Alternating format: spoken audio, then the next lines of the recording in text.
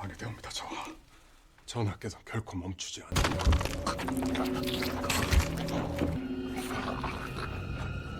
할아버지.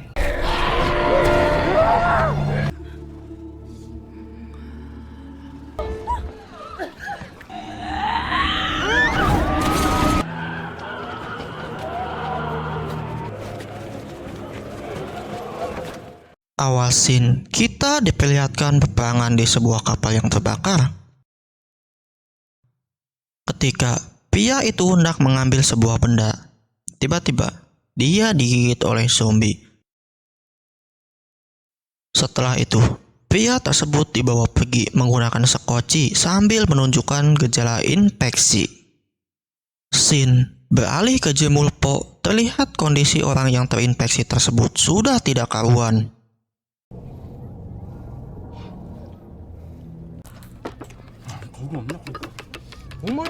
Malam hari, dia pun berubah lalu menggigit anaknya.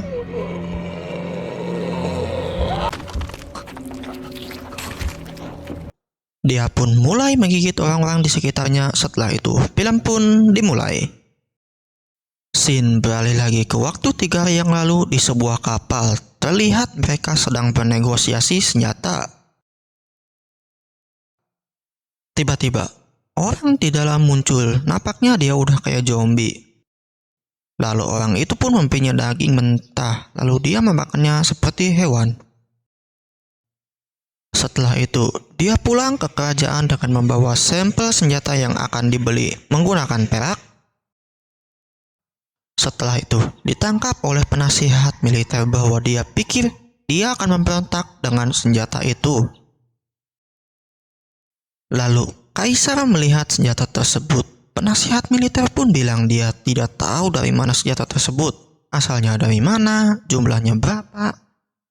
Setelah itu, penasihat militer pun bilang jelas ini adalah pemberontakan dan mereka yang terlibat harus diinterogasi. Kemudian, mereka pun diinterogasi. Mendengar mereka diinterogasi, putra mahkota pun pergi ke ruang interogasi. Dan dia bilang ini bukan pemberontakan, namun Kaisar tidak percaya. Dan juga penasihat militer yang terus memanas-manasi.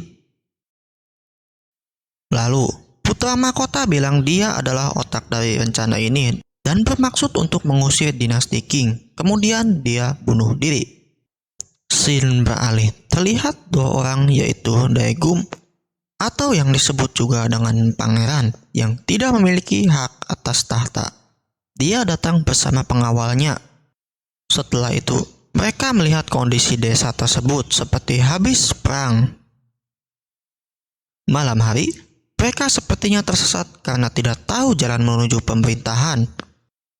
Sementara itu, pengawal mengecek rumah orang lain untuk mencari makanan dan tiba-tiba dia dikagetkan dengan sosok tangan Yagui. Kemudian, prajurit kerajaan datang untuk menjemput pangeran.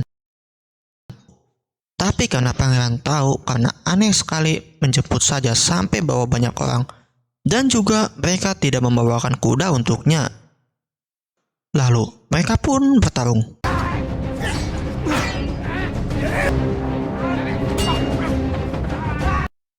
Ketika mereka sedang bertarung, tiba-tiba muncul Yagui. Seketika suasana pun menjadi menakutkan. Setelah itu, datang seorang wanita yang membawa panah spesial untuk mengalihkan para Yagui. Lalu, satu persatu muncul pendekar lainnya untuk membasmi Yagui.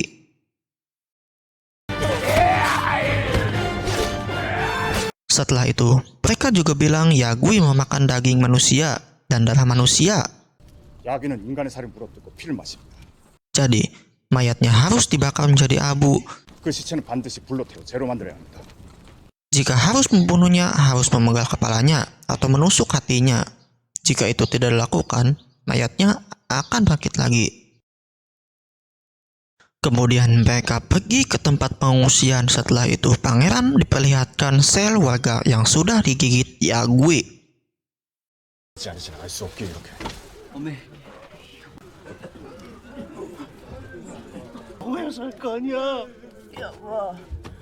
Malam hari, mereka makan dengan membakar ubi cilembu. Pagi hari, mereka dikejutkan dengan warga yang di dalam sel sudah menjadi Yagwi.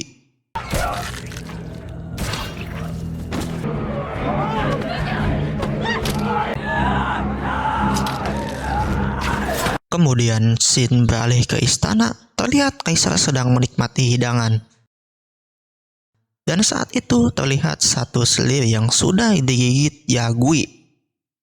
Lalu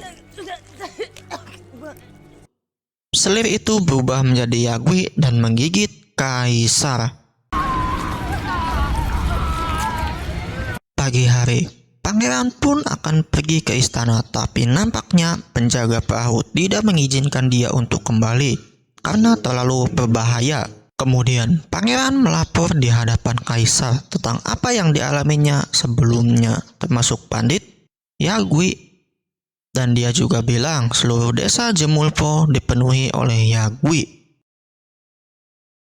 Pagi hari, pangeran mendapatkan informasi bahwa kaisar digigit oleh selir semalam.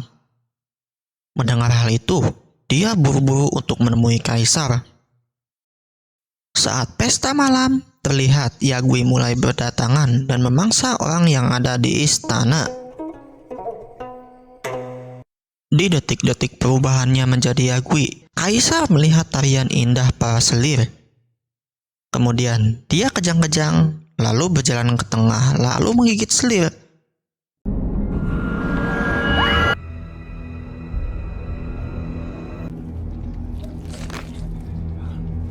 Dan tanpa basa-basi, kaisar langsung dibunuh oleh penasihat militer.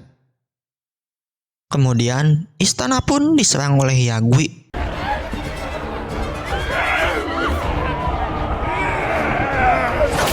Pangeran pun berusaha menyelamatkan selir anak raja, lalu mengawalnya dan mengantarkannya ke Cugukjang. Sementara pangeran membebaskan orang yang diinterogasi. Pasukan istana membuat formasi bertahan dalam menghadapi Yagwi. Para penasihat militer bersembunyi di dalam ruangan, lalu mereka pun berbicara tentang penasihat militer yang melakukan pemberontakan karena dia ingin mendirikan negara baru. Tetapi penasihat yang lain tidak setuju karena pangeran yang merupakan pewaris tahta masih hidup. Setelah itu, terlihat formasi bertahan yang dibuat prajurit kerajaan tidak bisa membendung serangan Yagwi, sehingga mereka diporak-porandakan. Pagi hari, matahari pun terbit. Tiba-tiba para Yagwi pun berlarian melarikan diri di tempat yang tidak terkena sinar matahari. Penasihat militer pun mulai memerintahkan seolah-olah dia menjadi raja. Tapi setelah itu, Yagwi menggigit tangannya. Dia pun meminta tangannya untuk dipotong, tapi para penasihat lainnya tidak mau mendengarkan dia. Sehingga penasihat militer membantai seluruh penasihat di ruangan tersebut.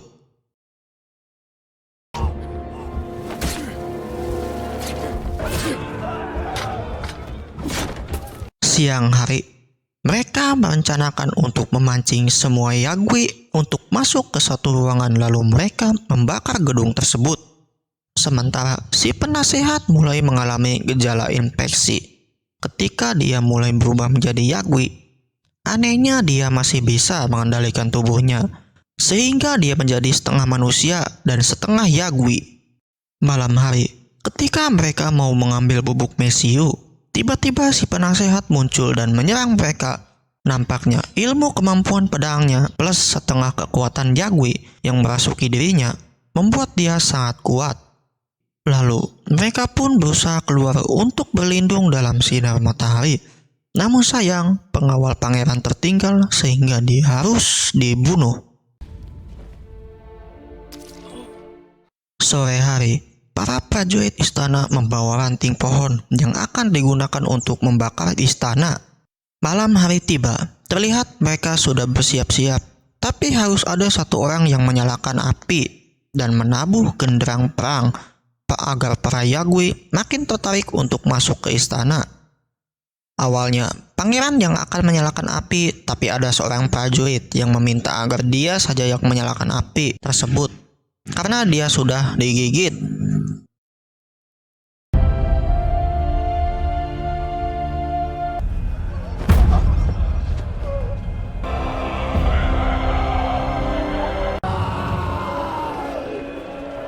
Tapi ketika dia menyalakan api, kain tersebut diinjak oleh penasihat Yagwi. Melihat gedung yang tidak terbakar, akhirnya pangeran mengambil keputusan supaya dia yang masuk. Setelah itu, dia pun mulai masuk ke dalam sambil ngebacokin Yagwi yang tiada habisnya. Ketika pangeran sedang bertarung dengan Yagwi, terlihat penasihat duduk di singgasana seolah-olah dia adalah Raja Yagwi. Ketika pangeran menyalakan api lagi dan lagi, Raja Zombie menginjaknya, lalu mereka pun terlibat duel. Terlihat pangeran kesusahan melawan Raja Zombie.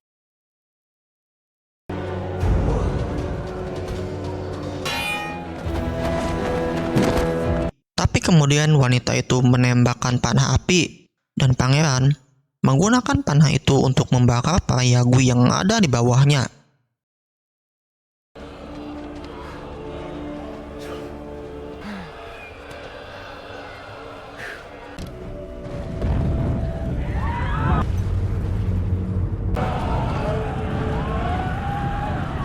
Lalu pangeran pun naik ke atas berusaha untuk menyelamatkan diri, tapi lagi dan lagi Raja Zombie mengikutinya dan duel pun terjadi.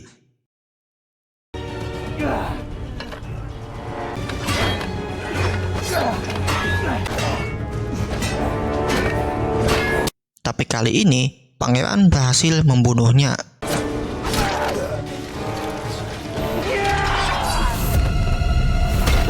Setelah itu, pangeran bersama rombongan istana datang untuk menyelamatkan warga desa.